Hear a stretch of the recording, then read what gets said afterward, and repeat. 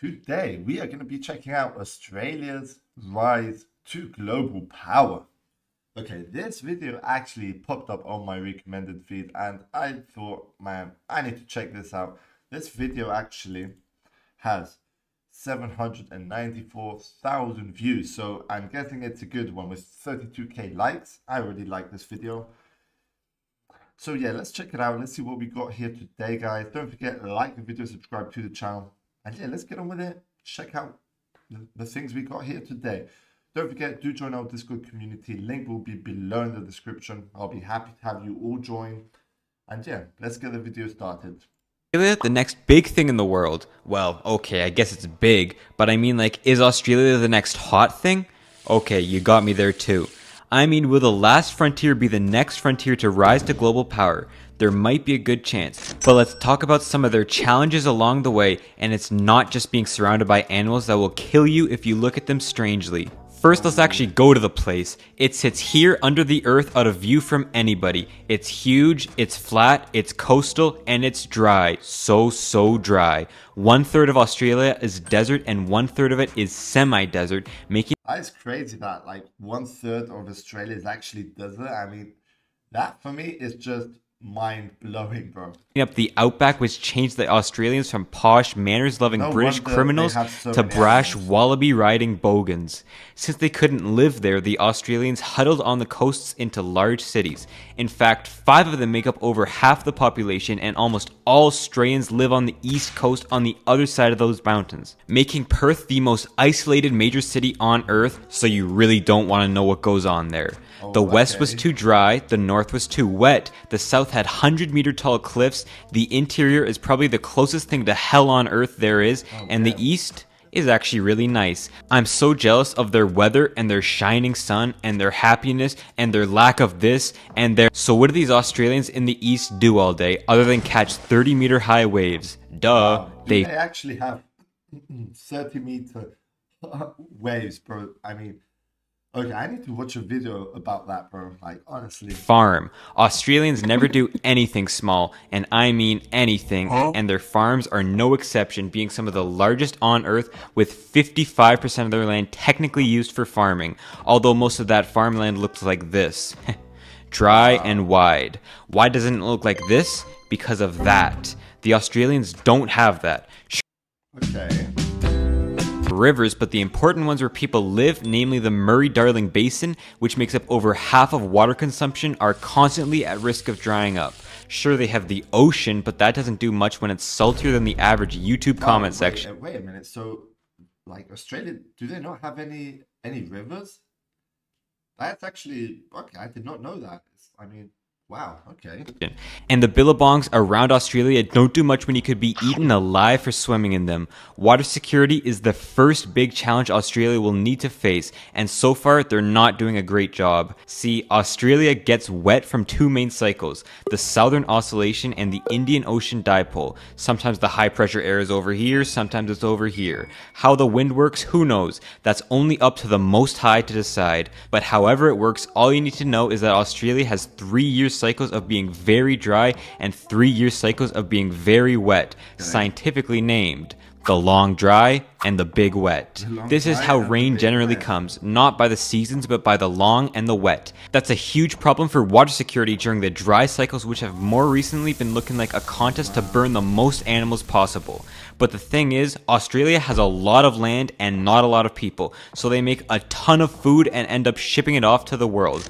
Not a big deal, right? Wrong! Technically, with every ounce of food they ship off, they're also shipping off the water that was used to make that food, also called virtual water. And because of huge... That's actually quite interesting, actually. They can actually supply a lot of food to, like, other countries for sure, with all the animals they got. I mean, that is... insane. So that's a good way for Australia to be making like money, you know? Calorie exports, restrictions on foreign food and crops entering the country, and some subsidies given to farmers, it makes Australia the largest virtual water exporter on Earth. The driest continent on the planet is also technically the largest water exporter too, giving away as... I like how this kangaroo animation is just like on every like shot. That's just... much as their stored water reservoir every year. That's not going to go very well when Australia gets even more dry from a changing climate and fires, droughts, dust storms rage on and river inflows dry up. The next long dries are going to feel like that. Dry and long. Did you know Australia was made when Britain couldn't send their prisoners to America anymore because of, you know, that whole thing? And they couldn't send them to Africa because the tropical diseases were seen as too harsh for even murderers to live through, so they sent them here. And then they looked around and realized there was nothing and it was kind of hard to build a city from nothing. So they gave the prisoners economic freedom to go get a bag and build this new country. There was still some beef between the ex-convicts and the elites until the 1850s in a gold rush where a monopoly was tried and failed, so now anyone can go and get rich. Ugh, I guess these convicts now deserve real rights, so they got them. And boom, there's the whole colonial history of Australia with independence given in 1901. Now it's free, equal-ish, and ready to industrialize. Luckily they knew what to industrialize into. Digging! Dig, dig, dig, dig, dig, dig. Australia is a massive exporter of iron, coal, gold, copper, nickel, gas, zinc, lead, manganese, aluminum, tin.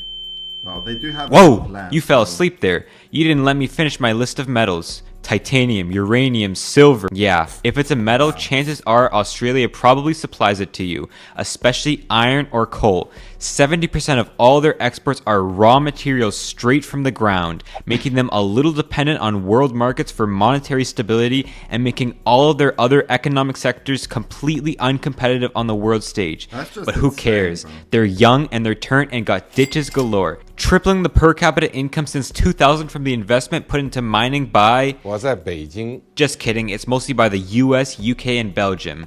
China is just the one who eats all of the iron. And the extra money is put into other sectors. Despite what I say, Australia is still a highly diversified, rich economy. Shocking, I know. Most of that economy is based in the cities, as most Australians are in fact cowards and refuse to live among the dingoes in the outback. And the I mean, I don't think that's cowardice. That's just smart, in my The opinion. data is great. Low inflation, falling unemployment, high GDP growth, and they haven't had a recession in 3 decades. Yes, decades, not years. Most of the growth coming from Yeah. new immigrants coming into the barren land or feeding metal to these Asian countries who seem to never get full. What about credit? Oh, there's the problem they're hiding in their perfect shiny economy.